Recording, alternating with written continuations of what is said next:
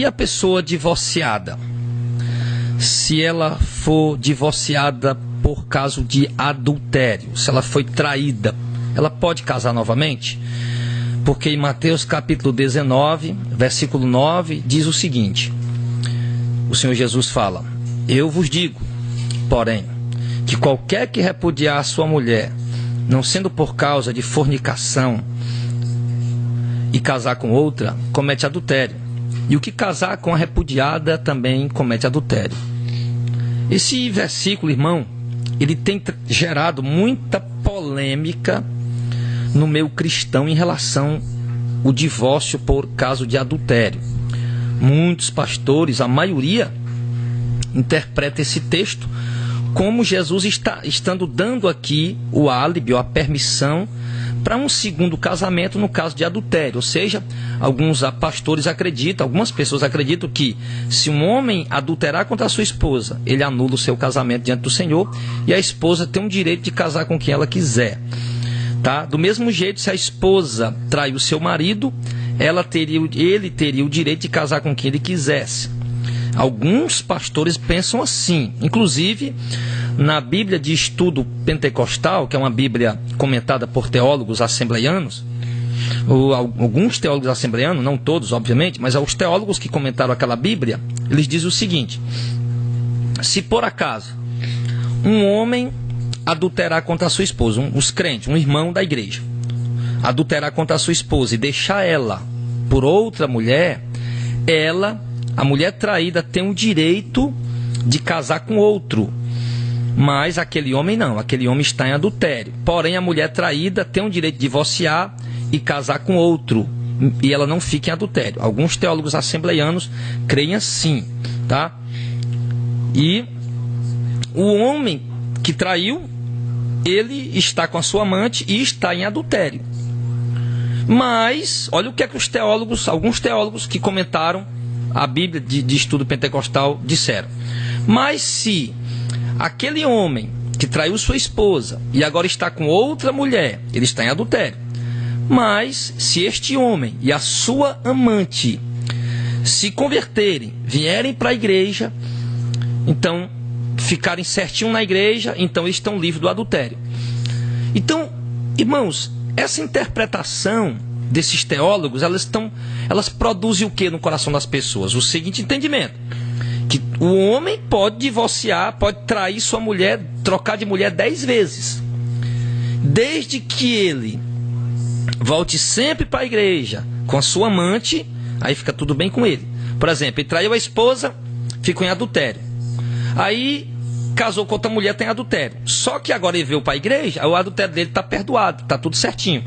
Aí ele vai, deixa essa mulher, essa segunda mulher que ele está com ela, casa com outra e fica em adultério também. Mas aí, se ele voltar para a igreja com essa terceira mulher, vier para a igreja, então fica tudo certinho com ele. Então, quer dizer, no entendimento desses teólogos, basta a pessoa estar na igreja que o adultério está perdoado.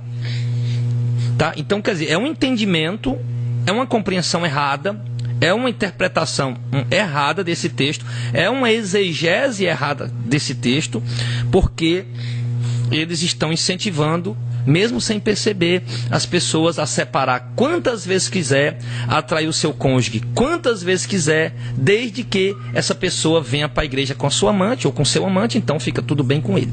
E isso é um entendimento errado. É um entendimento errado porque, de fato, esse texto ele tem gerado essa divergência, tem gerado essa conturbação de interpretação. Não é que o texto esteja errado. As pessoas, quem tem interpretado errado, quem tem compreendido errado esse texto, por exemplo, nós não vemos em nenhuma outra passagem bíblica, a não ser em Mateus, Jesus se referindo dessa maneira. Em todas as outras passagens ele diz que não pode casar. Não pode casar, não pode casar. Diz em 1 Coríntios capítulo 7, em Romanos capítulo 7, em Marcos capítulo 10, em Lucas capítulo 18, então, Lucas capítulo 16, perdão. Então sempre ele está dizendo que não pode casar de novo. Não pode casar. Só que quando chega nesse texto, vem esse conflito. Então, quer dizer, há muitos outros textos que dizem que não pode casar de novo, E há um único texto dizendo que pode casar novamente, sem ficar em adultério. Então, é como a gente sempre diz, irmão. A doutrina, quando nós vamos interpretar textos sagrados, uma regra que eu uso para mim e para o nosso ministério, é que se eu vou interpretar um versículo, ele tem que estar alinhado com todo o resto da doutrina. Um exemplo clássico que eu gosto de usar é aquela passagem de 1 Coríntios capítulo 9, quando o apóstolo Paulo está falando do sustento de um homem que vive da obra, que anuncia o evangelho, que prega o evangelho, que viva também do evangelho. Algumas pessoas pegam aquele texto para dizer que está aqui, Paulo está dando um álibi, ou está dizendo que pode vender o evangelho, pode negociar os dons de Deus, que quem anuncia o evangelho vive do evangelho, então pode vender, pode negociar, pode cobrar. Então algumas pessoas pegam aquele versículo e criam essa doutrina. Só que, se eles interpretarem esse versículo dessa maneira, ele vai estar contrariando o que Jesus disse em Mateus 10:8, de graça receber, de graça dar. Jesus se referia aos dons.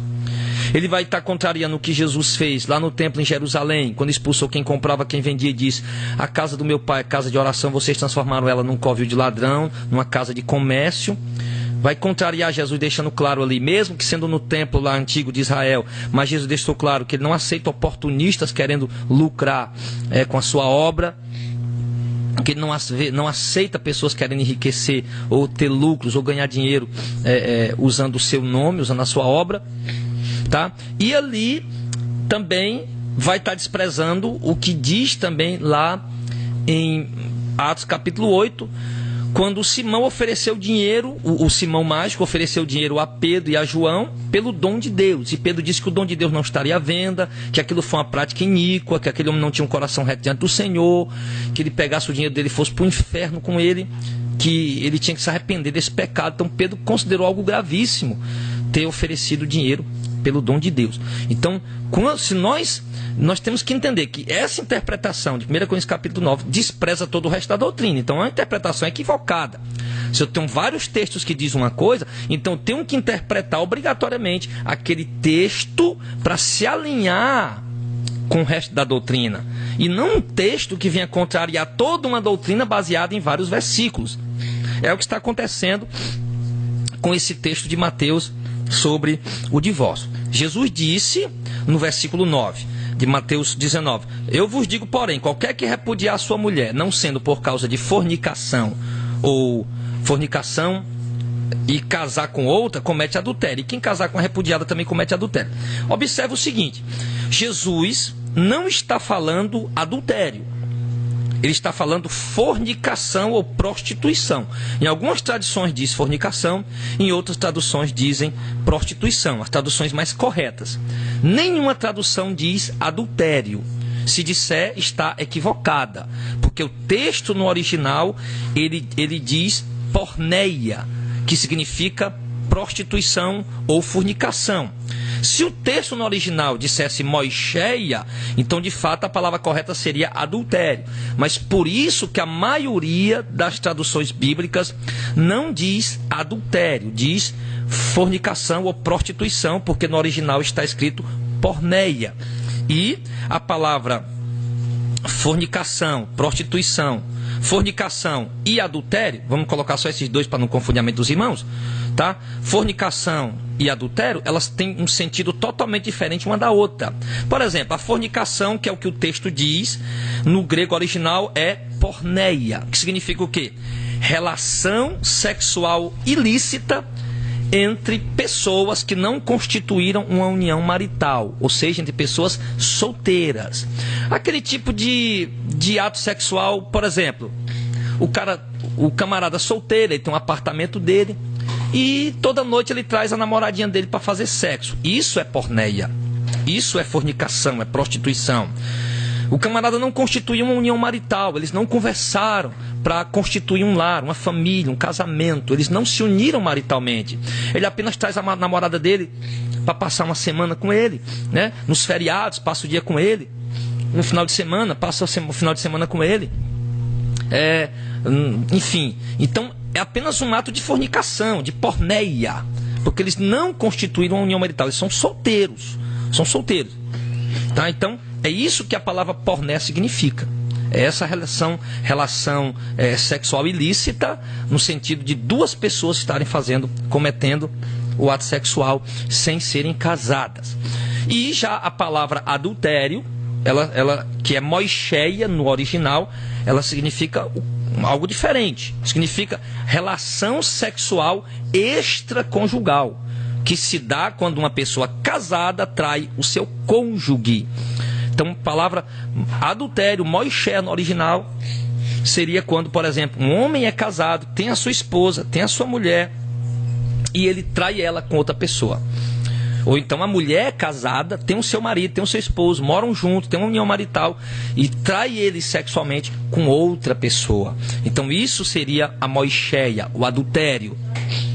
Então, irmão, aí alguém pode dizer, e é o que o texto está falando, o texto de Mateus 19:9 está dizendo, porneia, prostituição, ou seja, o ato sexual de duas pessoas que ainda não se uniram maritalmente. Aí alguém pode dizer, mas pastor, é que em algumas passagens da Bíblia chama de adultério, e em outras ele chama de prostituição ou porneia. Sim, mas é a mesma coisa. E eu lhe digo, meu irmão, com certeza não é a mesma coisa. As Escrituras distinguem muito bem as duas atitudes, essas duas palavras. Por exemplo, para você não ficar com dúvida, as Escrituras mostram num texto só as duas palavras juntas. Lá em Hebreus 13, verso 4, por exemplo, venerado seja entre todos o matrimônio e o leito sem mácula, porque aos que se dão à prostituição, porneia, e aos adultérios, moicheia, Deus o julgará. Está aqui o texto, está escrito assim. Aos que se dão à prostituição, porneia, e aos adultérios, moicheia, Deus o julgará. As duas palavras juntas. Mateus 15, 18 ao 20. Mas o que sai da boca procede do coração, e isso contamina o homem. Porque do coração procedem os maus pensamentos, adultérios, moicheia, fornicação, porneia, furtos, falso testemunho e blasfêmia. São essas coisas que contaminam o homem. Mas comer sem lavar as mãos, isso não contamina o homem. Então você vê de novo em Mateus 15, no verso 19, palavra adultério, moicheia, e a palavra fornicação ou prostituição, porneia, juntas. Então entenda o seguinte, se as duas palavras significassem a mesma coisa, elas não precisariam estar juntas num versículo só. O Senhor diz que, quando o Senhor diz que o Deus julgará os adúlteros e os prostitutos, os que praticam a moicheia e a porneia, o Senhor está dizendo o quê? Que Deus vai julgar os casados que traem seus cônjuges e os solteiros que vivem na prática do ato sexual ilícito sem serem casados. É isso que ele está falando. Que do coração procedem adultérios, moicheia, ou seja, o homem casado que deseja relação sexual com outra mulher, e do coração também procede fornicação, porneia, prostituição, Mateus 15, 19.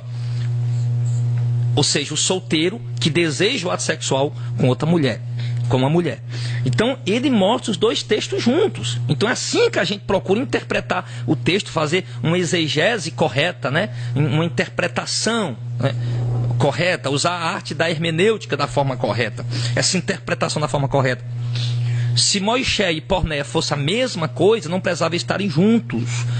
Se o Senhor dissesse que Deus vai julgar os que praticam a porneia, a prostituição, ou seja, os solteiros que praticam ato sexual sem serem casados, então a gente ia dizer, será que Deus também vai julgar os que adulteram, os casados que traem? Então a gente fica com dúvida, mas então o Senhor colocou os dois exatamente para deixar claro.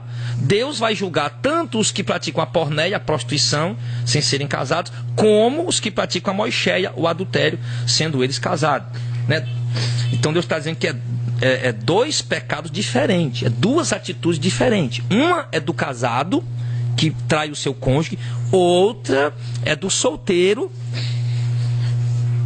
que comete o ato sexual sem ser casado. Então, mas algumas pessoas dizem, pastor, mas então por que Jesus disse que o homem pode deixar a sua mulher, usando a palavra porneia e não moicheia? Já que ele diz deixar a sua mulher, então quer dizer que eles eram casados. Então a palavra correta ali deveria ser moicheia e não porneia. Preste bem atenção, querido. Por que Jesus usou moicheia E diz que o homem pode deixar a sua mulher em caso de porneia, aliás. O homem pode deixar a sua mulher em caso de prostituição. Jesus não estava se referindo a pessoas casadas, que já constituem uma união marital. Então por que ele chamou de mulher? Pode deixar a sua mulher. Vamos explicar melhor para que os irmãos compreendam o que Jesus quis dizer ali. Por que ele chamou de mulher? O homem pode deixar a sua mulher, mesmo os dois ainda não sendo casados, não morando junto, não constituindo uma união marital. Vamos explicar. Jesus estava se referindo aqui, irmão, ao casamento judaico, onde duas pessoas assumem um compromisso de casamento, mesmo sem que estivessem morando juntas. Era chamado isso de desposados, né? Ou noivado, como por exemplo Maria e José.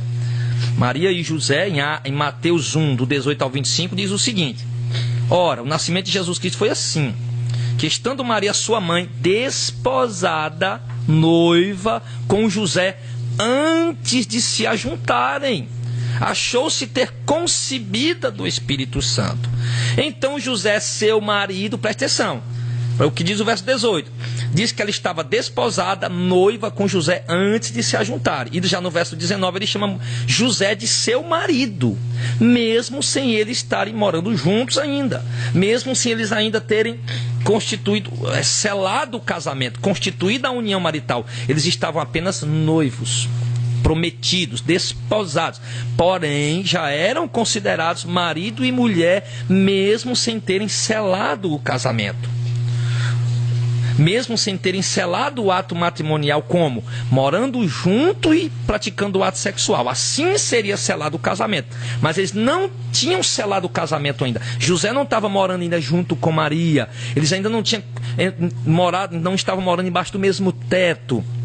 Ainda não tinham praticado o ato sexual para selar o casamento morando embaixo do mesmo teto. Se eles praticassem o ato sexual ali antes de se juntarem, seria considerado uma prostituição, uma fornicação, porque embora eles estavam prometidos um ao outro, mas ainda não estavam morando embaixo do mesmo teto. Porque aí pode surgir a pergunta: pastor, e o casal que é noivo